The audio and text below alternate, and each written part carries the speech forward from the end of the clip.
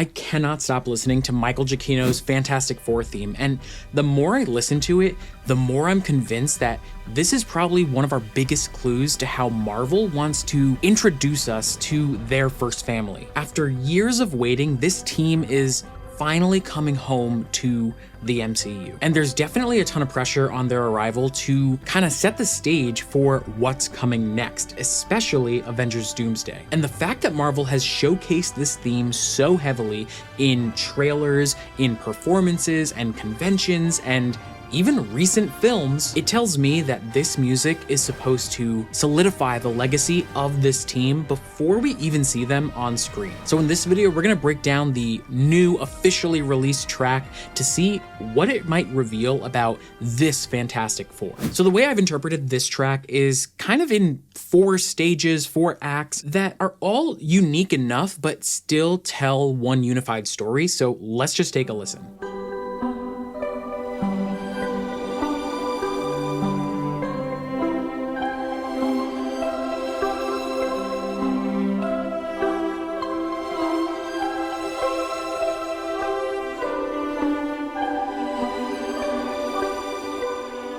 To me, this whole introduction, this whole beginning stage is the lullaby stage, the lullaby act. If you've been following along with a lot of the release announcements, if you've been following along with the trailers, you might have seen that not only is this a Fantastic Four film, but this is a film about family. And if you didn't know, there's a 5th member of this family. His name is Franklin Richards. And this is the son of Mr. Fantastic, the Invisible Woman. And in the comics, Franklin is this really powerful reality warper. Now, obviously, I don't know anything for sure, but I just have a feeling he's gonna play a pretty significant role in Doomsday and eventually Secret Wars. So to me, it's really interesting to hear how Michael Giacchino starts off this Fantastic Four theme, the entire track, with this bubbly, like atmospheric lullaby segment, and I think it's supposed to just represent the core of the family, right? Let's just take a listen again to what we've heard so far.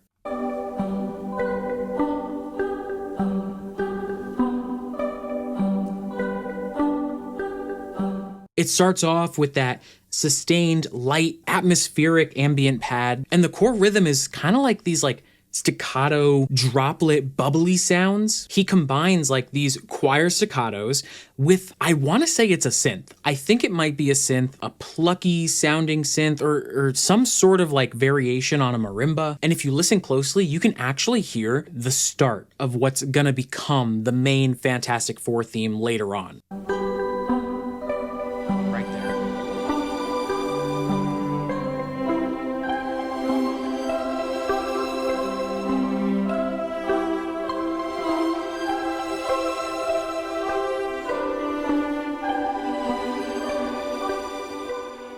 Yeah, you can kind of hear this very subtle, I want to say it is a celeste, and it's kind of hidden a little bit. It's not incredibly obvious, right? But you kind of hear more so the violin and the cello going back and forth with almost this like lyrical lullaby. And a lot of this entire first segment just reminds me of like a nursery rhyme. It's so simple. If we were to take a look, it's really just following this like G to C to G pattern, right? A major 1, a major 4. So underneath, you kind of just have this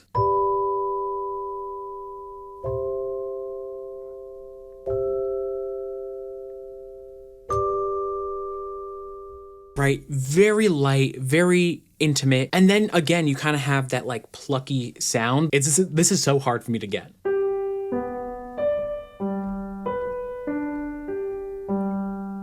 Let's leave it at that. But what's really interesting is that during the second phrase, or during the second half of this intro, Giacchino does a little variation on the chord progression. So he'll go G, C, C, G, and then go again, G, C, B flat, and then back to the G. All right, let's just take a listen again.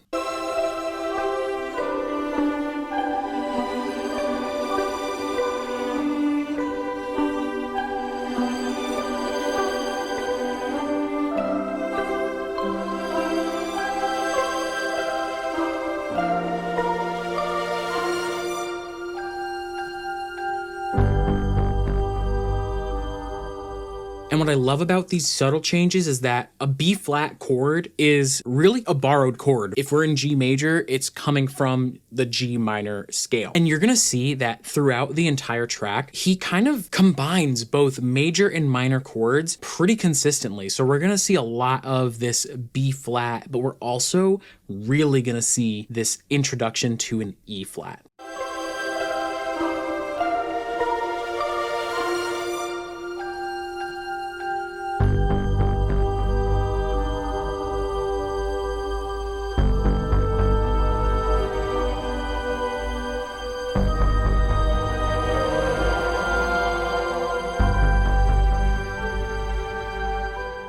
I love that. I love the clarinet. I love the choir supporting it. It's doing something really, really beautiful. It's kind of just doing this like...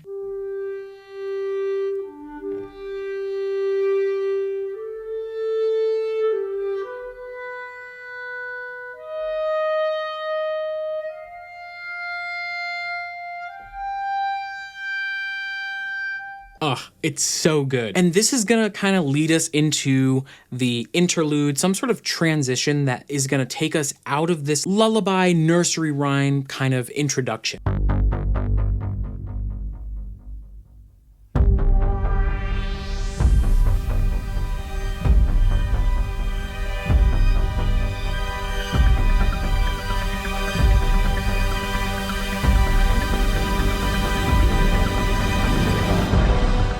All right, before we go into the main theme, let's just take a look at what was going on there. It's just this almost reverse sounding, chugging, almost clunky kind of synth. It is a beautiful segue, I think, into what the main theme is going to be. Like, this segment specifically sounds super futuristic, like you're going through some sort of portal, like you're maybe going back in time. In my head, I feel like this is the sound of the Fantastic Four getting their powers. Probably wrong on that, but to me, it just has that kind of like portal-like feeling. And I think it's more about just creating the environment, creating the atmosphere, and figuring out your palette of sounds. Now, I think the next section is probably the closest we're gonna get to a typical heroic theme. Let's go back and take a listen to how this main motif is introduced.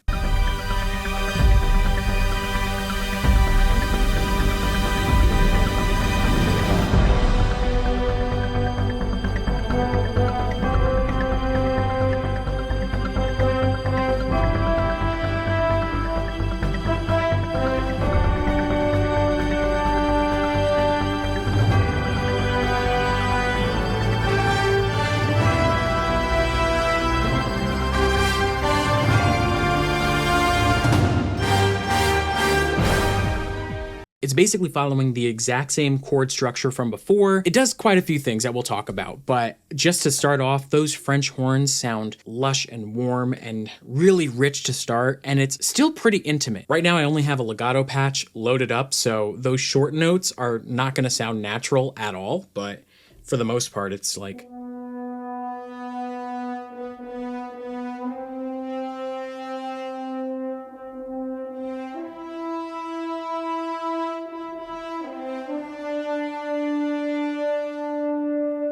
Now let's take a listen to how the trumpets are then introduced that also double this melody, but now they're on that second half of the melody, the second phrase.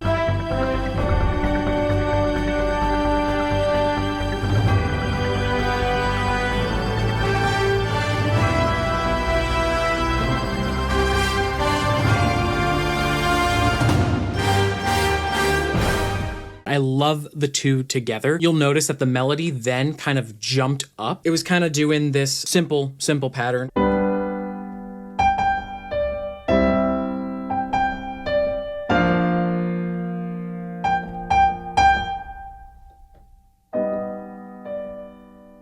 That's a little tease into what's coming. I love the change, the jump up to that G up top. And you might have noticed that the trumpets were actually doing a very specific technique called triple tonguing, and that specifically gives us this classic hero fanfare sound, and I think is very definitive of what to expect from this Fantastic Four. And underneath the melody, we hear the violins kind of sustain that pedal G, we hear a pulsing bass synth, and once the trumpets come in, we start hearing the rest of the orchestra come in as well, the low brass, the strings, the timpani, and it all sounds like it's rising up. So instead of just the melody, listen to what's going on in the background.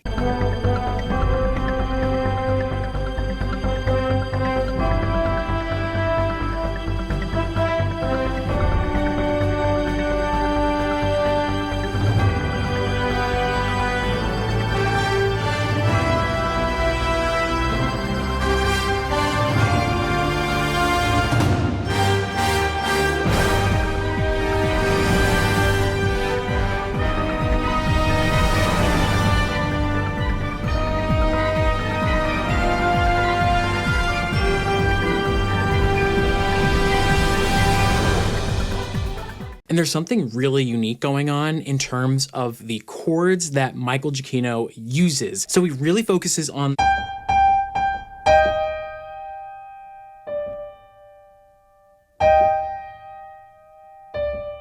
and if you're thinking about the chords he's using, you might assume that he goes from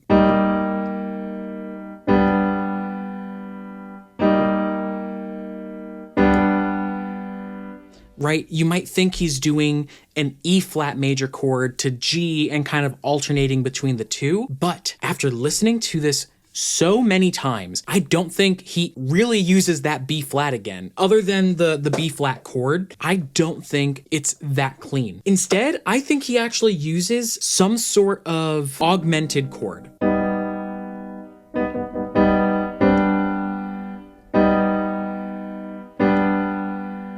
And, you know, if you're thinking about this strictly through the lens of music theory, you could say like, oh, well, maybe it's an augmented G chord. And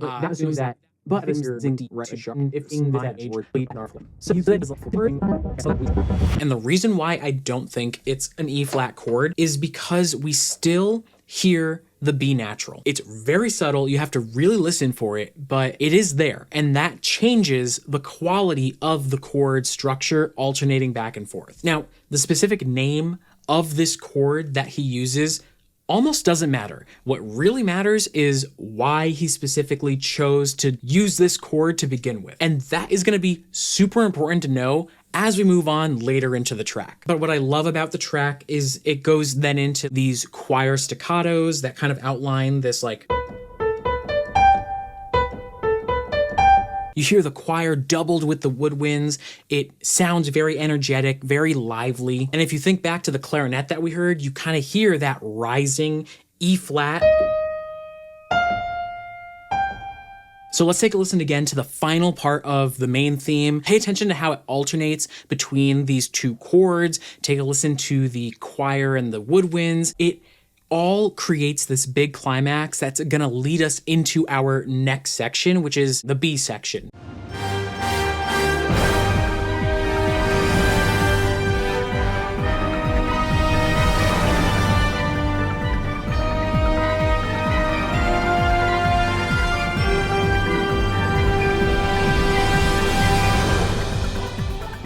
So I think at this point, the music is going to shift from defining the heroes to defining the world that they're in. If you think about this Fantastic Four, it's set in like this 60s retro futuristic version of Earth. And what's unique about it is that there's a lot of optimism. There's a lot of hope. The Fantastic Four are the only heroes and they're kind of idolized. Like they are celebrities. Thank you, Fantastic Four. Thank you. Thank you, Fantastic Four. And I think Michael Giacchino is just very, very good at writing this re-stylized version of Earth because we've kind of seen this retro style, this retro 60s style on two different paths. I think we've seen him do The Incredibles, which is a bit more like James Bond, spy-fi, big band music.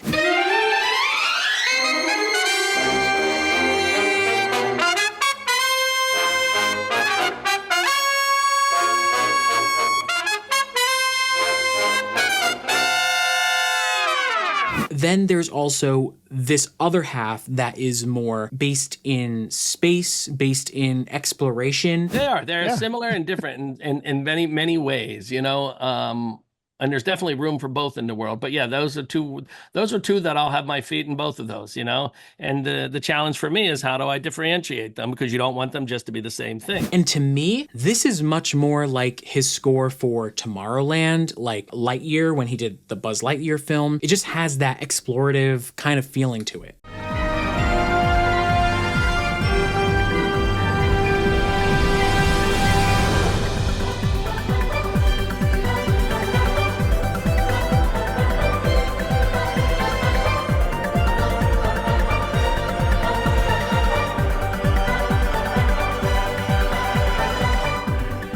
Basically, we remove a lot of the melodic aspects of it, and it's just about creating an atmosphere, just about creating an environment. I feel like I'm walking into Tomorrowland, and I'm like looking around, looking at all these like futuristic things, like spaceships flying by, and just like in awe of what's around me. And Giacchino even says that he uses Tomorrowland, the right stuff, as inspiration for this kind of style.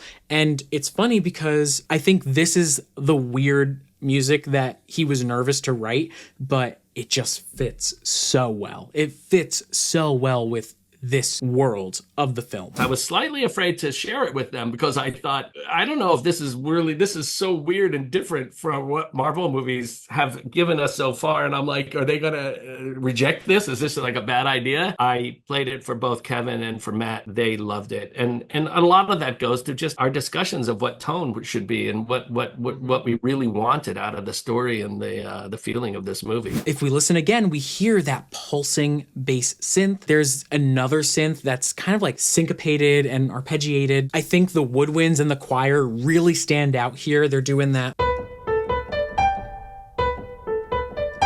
And while some of the choir are doing these staccatos, there's another half that's kind of just filling out the chords with these long sustains, all while the violins are kind of doing these like accented tremolos. So let's take a listen to this whole section again.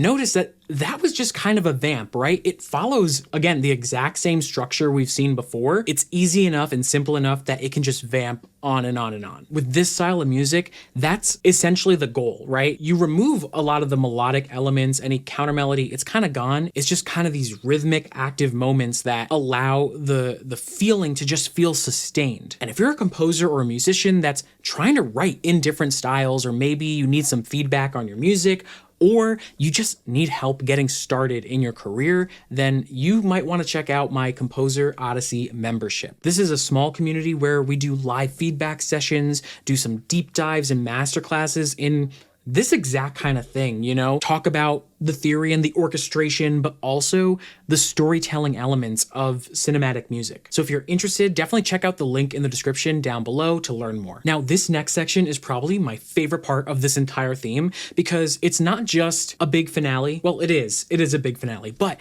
it really teases something more to come. You get this feeling of grandeur, you get this feeling of awe, and a sense of the scale and the scope that this music is trying to convey. So much of the track just foreshadows this section of the theme. We've seen Michael Giacchino use that ambiguous chord, really leaning on the E-flat-D relationship. He relies on the choir for this entire section. So let's take a listen, and then we'll really break down what is going on that gives us this larger-than-life sense of scale.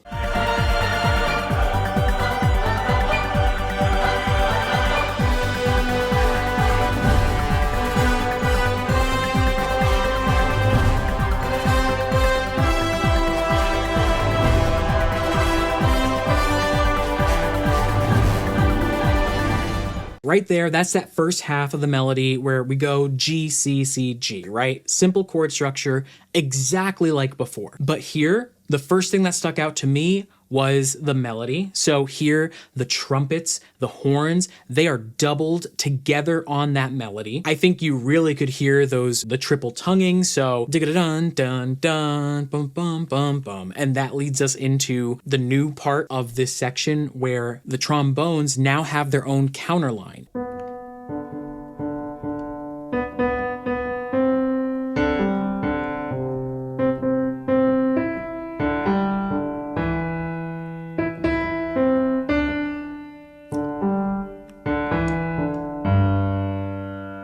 Something like that. I haven't done both hands at the same time before. So let's take a listen again and then pay attention to how the trombones change during the second half of the melody. You're gonna hear them kind of rise up the octave, and I think it sounds absolutely beautiful with the trumpets. The trombones and the trumpets in that register together just really complement each other very well.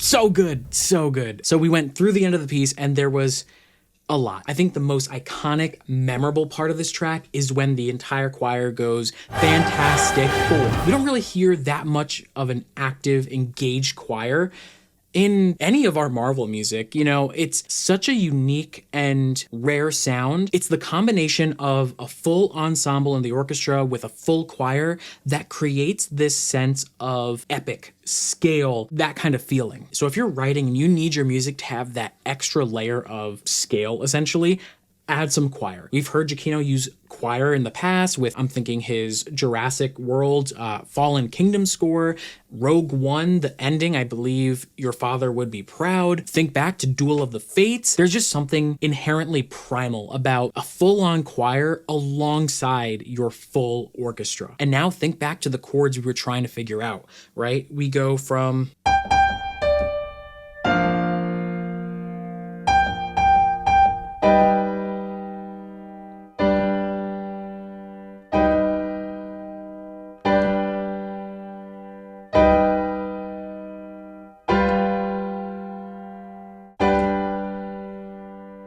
Something like that. I'm so convinced that he uses this ambiguous chord because the G to the B is a major interval, the B to the E flat is another major interval, but you combine them together, you get this augmented chord.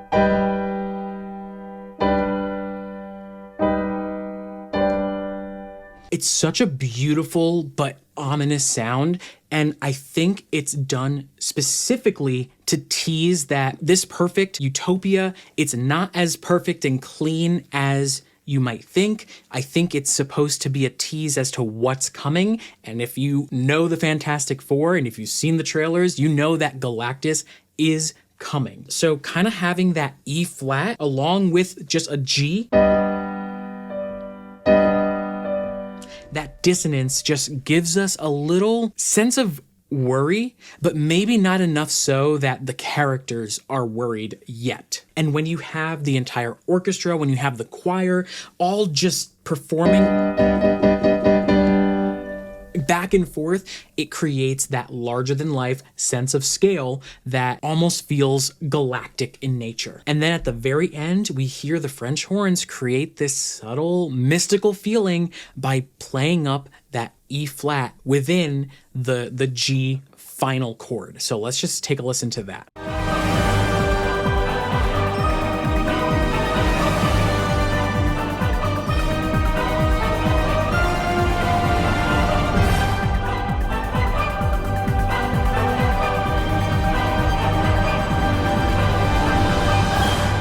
It's very, very subtle, right? We have the entire final chord. This is the finale, but the French horns do that.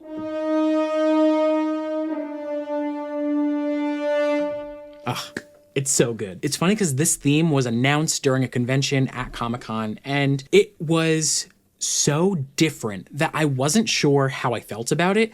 I wasn't sure how I felt about the bubbly choir, but I also didn't know what the Fantastic Four was supposed to be. I didn't know the setting, the style. I didn't have a visual in my head just yet. But once we got the trailers, once we got the promo of this theme heavily integrated into everything, I understood. I knew exactly the style that Giacchino was writing for. And I am still convinced that this music is supposed to be something special. It's pretty rare that we have a composer that's brought on to a project so early on. Now, of course, this is such a big blockbuster movie. Giacchino has done quite a lot of Marvel films and just a ton of other stuff in the past. So maybe it isn't crazy to have him specifically brought on board. But normally you watch trailers and the music that's in a trailer is typically different from the music that's in the final film. That's because as the trailer is being released, the music is being written to picture. But here we had the theme ready to go at least a year prior. On this one, they hadn't even begun shooting yet.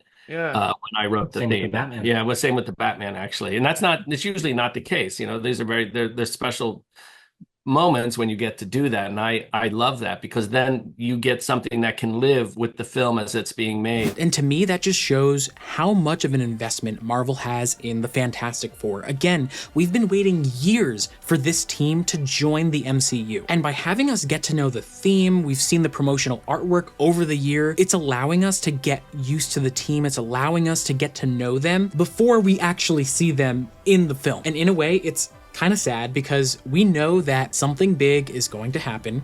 We know that this is all inevitably leading us to Doomsday, to Secret Wars.